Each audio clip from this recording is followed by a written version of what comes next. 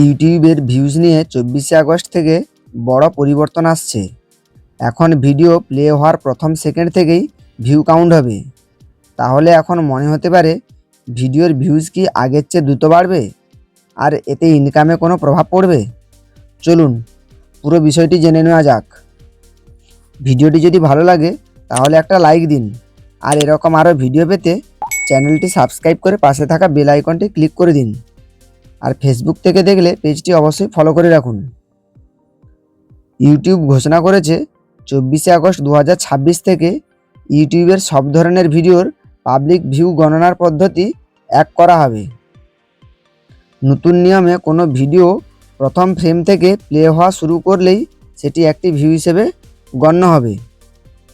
আগে ভিডিওতে view count হওয়ার জন্য দর্শককে নির্দিষ্ট কয়েক সেকেন্ড দেখতে হতো, বিশেষ করে লং ভিডিওর ক্ষেত্রে। কিন্তু 24শে আগস্ট 2026 থেকে সব ধরনের ভিডিওতে, সেটা লং ভিডিও হোক বা শর্ট ভিডিও হোক বা লাইভ ভিডিও হোক, প্রথম ফ্রেমে প্লে হওয়া মাত্রই একটি ভিউ হিসেবে যুক্ত হবে। এর ফলে ক্রিয়েটরদের ভবিষ্যতের ভিডিওর পাবলিক ভিউ সংখ্যা আগের তুলনায় অনেক বাড়বে।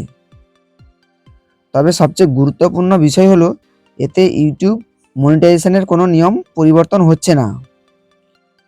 এখন অনেকেই মনে করতে পারে ভিউ বাড়লো মানে ইনকামও বাড়বে, কিন্তু এমন কোনো ব্যাপার নেই যে ভিউ বাড়লো মানেই রাতারাতি ইনকামও দ্বিগুণ হবে। ইউটিউব স্পষ্ট করেছে, আয় আগের মতোই নির্ভর করবে দর্শক কতক্ষণ ভিডিওটি দেখলো, অর্থাৎ এঙ্গেজড ভিউ ও ওয়াচ টাইমের ওপর। ইউটিউব অ্যানালিটিক্সের অ্যাডভান্স মোডে আগের মতোই এঙ্গেজ ভিউ দেখা যাবে। মনিটাইজেশন পলিসি অপরিবর্তিত থাকবে। অর্থাৎ সংক্ষেপে বললে, পাবলিক ভিউ বাড়লেও কন্টেন্টের মান ভালো রাখতে হবে যাতে ওয়াচ টাইম ও ইনকাম বাড়ে। আজকের ভিডিওটি এই পর্যন্ত, দেখা হবে পরের ভিডিওতে। ধন্যবাদ।